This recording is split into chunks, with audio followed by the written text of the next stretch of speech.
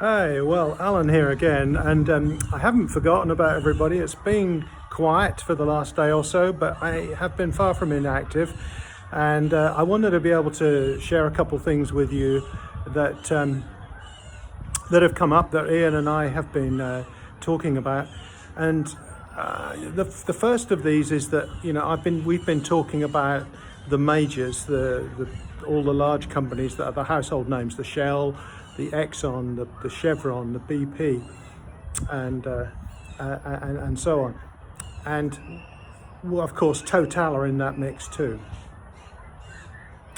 And who we've not really talked about, but they're almost like the elephant in the room, are the NOCs, the national oil companies.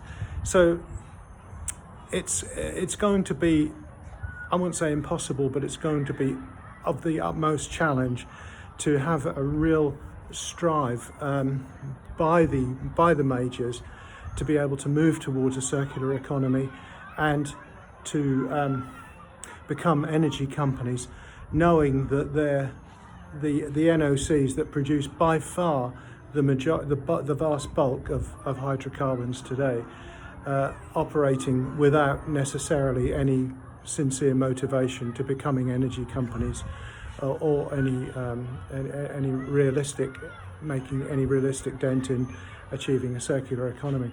So how do we do that?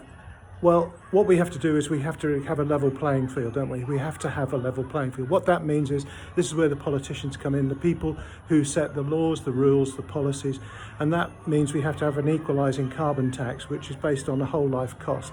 So when we have that, and I know I touched on this the other day, but it's something which is really important, because that means when a whole life cost is put in place, then it drastically changes the economics of plastics manufacture, for example, and it will be difficult, to say the least, for the likes of Aramco or any other NOC that you can think of to change their habits overnight, because we know that their country's GDP is entirely reliant on their product and their throughput.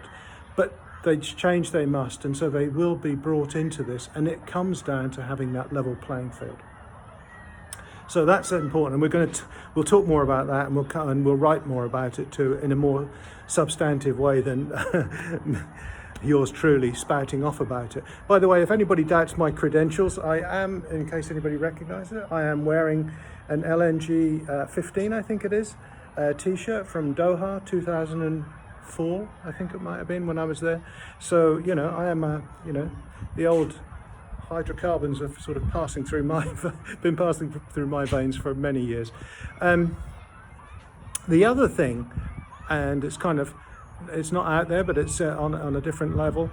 It's all to do with what is it we can do. I mean, Ian and I talk about this, we've talked about it, other people have said it, well, look, it's all very well you spouting off, Alan, but what is it? What do I need to do? I'm an engineer, I'm a geologist, or I'm a tax lawyer, or I work in contracts and procurement. What do I do? What can I do to make things different and better? Well, there's two things, isn't it? I'm not going to try and even begin to answer it in a short video, but it's two things. It's about changing our habits and lifestyles, and always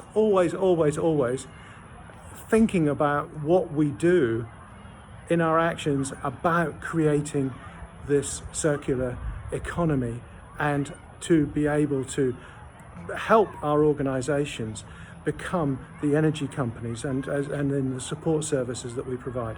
So this is what we have to do individually, and it's a bit like sort of habits and behaviors in terms of economizing at home, thinking about the way we live. I mean, rather like, all of us of a certain age, we all take the utmost responsibility for working for and in support of and the advancement of our families, don't we? Yeah.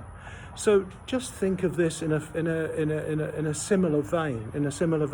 We've got a limited amount of time to tread this planet, and we want to make the best of it, I think, don't we? I mean, I don't think, and that's a rhetorical statement, I don't think anyone's going to tell me otherwise. So here we are. I've gone on a bit much longer than I really ever expected to.